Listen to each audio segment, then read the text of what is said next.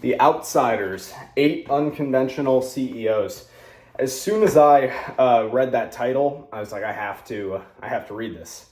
Because if you're watching this, you're probably an outsider like myself, or at least you feel that way.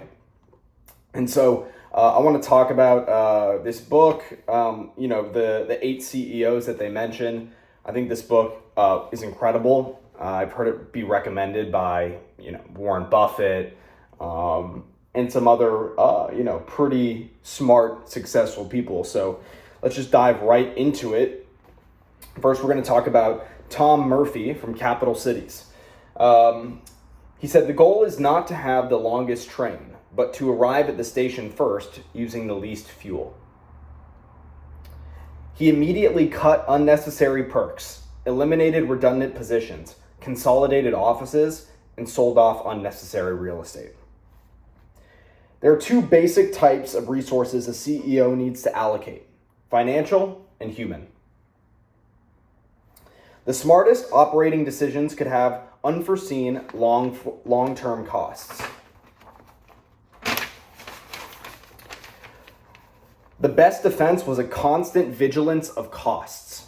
If there's one thing I've learned from studying all these guys, is that they focus on cutting costs rather than maximizing profits.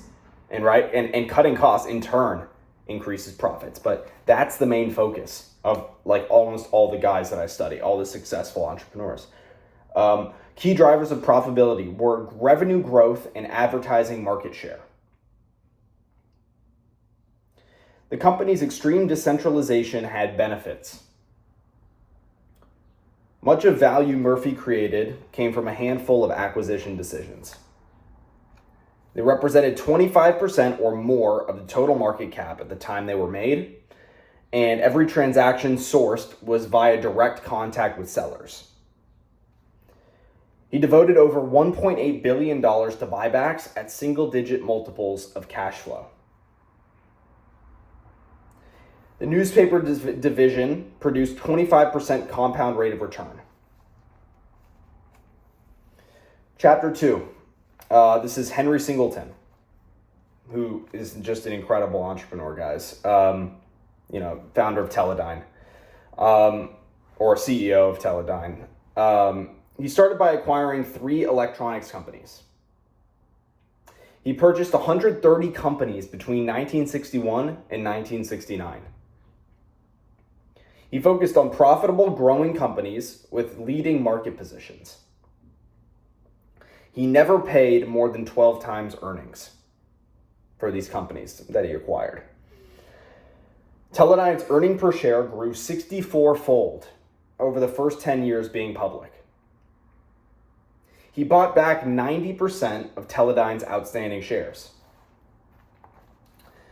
The average price to equity ratio for stock issuances was over 25. The average multiple for repurchases was under 8.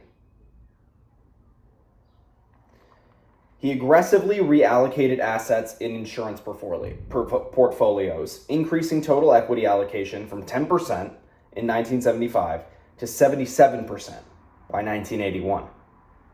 He acquired over 1 million acres of ranch land in New Mexico, Arizona, and California. Buffett and Singleton focused on capital allocation, not operations. Warren Buffett, obviously. Berkshire and Teledyne both didn't pay dividends.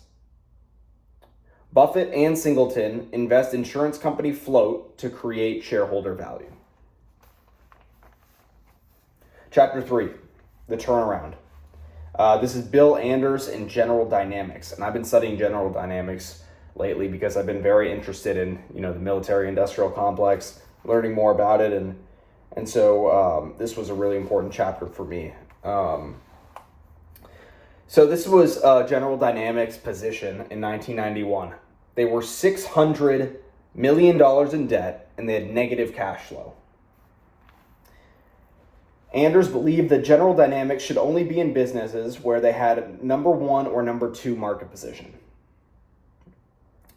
Anders' 3 years at General Dynamics had 2 phases: generating cash and deploying it. He tightened operations and sold businesses deemed non-core, Cash return on capital became the key metric, and a large source of their cash was asset sales. Share repurchases are highly tax efficient versus traditional dividends.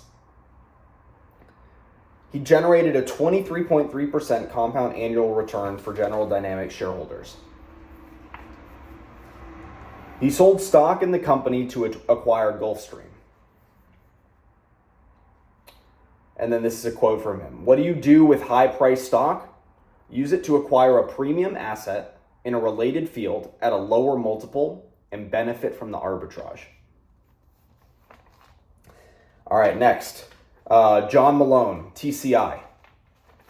There were three attractive characteristics of cable at the time.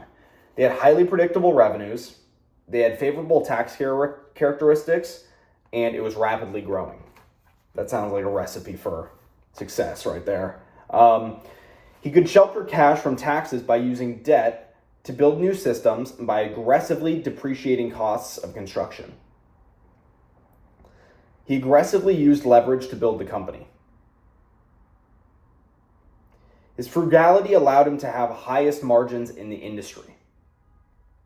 He bought more systems, lowered programming costs, and increased cash flow. EBITDA, right, which is what so many people know nowadays, earnings before interest, taxes, depreciation, amortization, that was pioneered by Malone. He closed 482 acquisitions between 1973 and 1989. That's just insane. What is that, like one a week? One every 2 weeks? I mean, I don't know, but that's crazy how many acquisitions that is. He was a significant owner of cable systems and cable programming. He was a pioneer in the use of spin-offs and trading stocks. He increased the complexity of the business in pursuit of the best economic outcome for shareholders. He structured transactions as a stock deal, allowing investors to defer capital gains and taxes. Capital gains taxes. He carefully managed the company's supply of net operating losses. He had a robust internal tax team. He waited to let his peers prove the economic viability of new services. This is a quote from him. We don't believe in staff. Staff are people who second guess people. So he wanted everyone to act like an owner. And then last line here from him. Insights often come when variables are taken to extremes. All right, let's get into the next one. This is the Washington Post company. So it outperformed the S&P by 18x and her peers in the industry by over 6x. Buffett bought 13% of the stock at the time. And then she began aggressively buying her own stock. They had industry low levels of dividends, high levels of stock repurchases, few acquisitions, and a careful approach to capital expenditures. They rarely sold operating businesses and actively eschewed spinoffs. And then this was their rule for acquisitions. Needed to earn 11% plus cash return without leverage over a 10-year holding period. They repurchased stock at single-digit price-to-equity multiples. All right, Chapter 6. This is Ralston Purina. He spent 17 years at the company. Bill Sturritz, CEO, spent 17 years at the company before becoming CEO. Ralston shifted toward branded products. Profit margins grew from 9% to 15%, and return on equity went from 15% to 37%. And then here, the primary source of funds was cash flow, debt, and proceeds from assets. Businesses with predictable cash flows should employ debt to enhance shareholder returns. They had industry high debt to cash flow ratio. They focused on key assumptions rather than a large set of projections. Next, chapter 7, Dick Smith and General Cinema.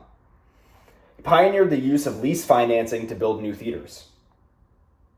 The beverage business had high returns on capital and attractive long-term growth trends. And then this was an example of an investment they made. And it was, the investment was 40% of General Cinema's enterprise value. The preferred security guaranteed them a 10% return, and they borrowed money at 6 to 7% fully tax deductible while earning 10% on tax advantage debt. $1 invested was worth $684 at the end of Smith's 43-year period. That's insane. They had 3 sources of cash: operating cash flow, long-term debt, and proceeds from occasional large asset sales. That sounds a lot familiar to what I talked about with Washington Post. This was Bill Sturtz and Ralston Purina, right? Primary source of funds, cash flow, debt, proceeds from assets, right? And then here it's saying 3 sources of cash for General Cinema: operating cash flow, long-term debt, proceeds from occasional large asset sale, right?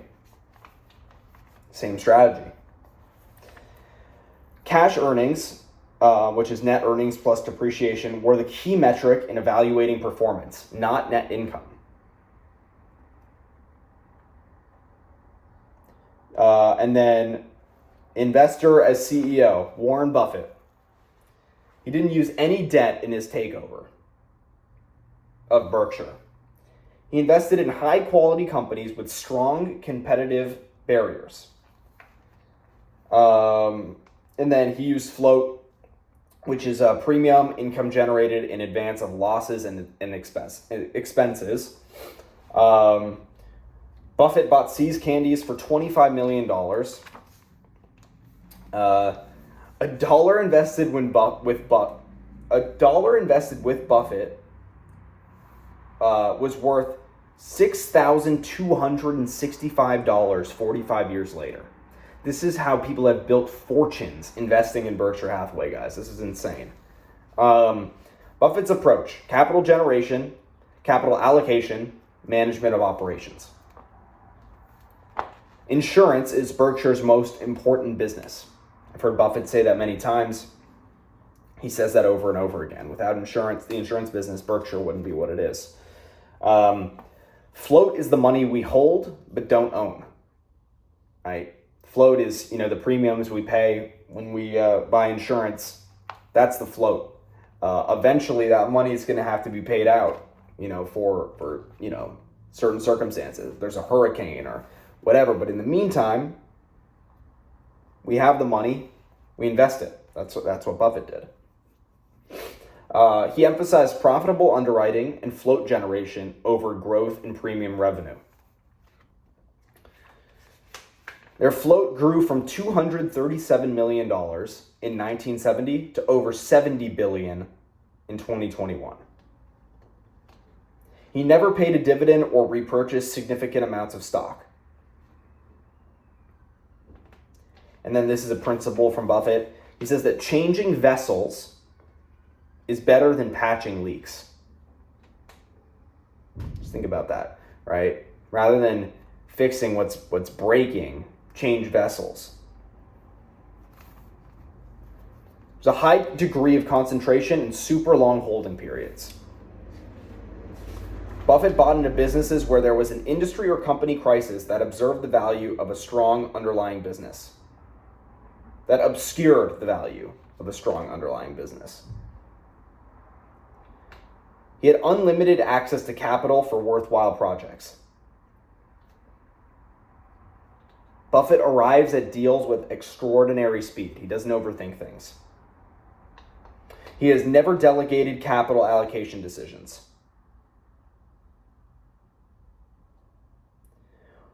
Buffett says here, we don't try to do acquisitions. We wait for no-brainers.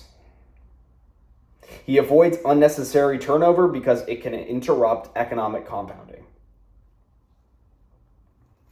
And then this is chapter 9. The last chapter I'm going to go over is called Radical Rationality. It says to always start by asking what the return is. And this is kind of a summary of all these 8 CEOs and some principles that they have in common. So always start by asking what the return is. Focus on empirical data rather than blind crowd following. And then it was saying here, this is an example, ExxonMobil requires a minimum 20% return on all capital projects. Outsider companies had an odd blend of decentralized operations and highly centralized capital allocation. They avoided acquisitions during periods They avoided acquisitions during a period of acquisition feeding frenzies. Outsider CEOs disdained dividends, made disciplined acquisitions, used leverage selectively, bought back a lot of stock, minimized taxes, ran decentralized organizations, and focused on cash flow over reported net income. And then, yeah, guys, that was the book. 8 Outsider CEOs. It was a really good read. I learned a whole lot. I would highly recommend it. Warren Buffett recommended it. You don't need my endorsement. He endorsed it. So if you don't want to listen to me, listen to Buffett. Yeah, guys, I would highly recommend reading this book. And yeah, I will talk to you guys soon. This is Blaze of Cyan signing off. Bye.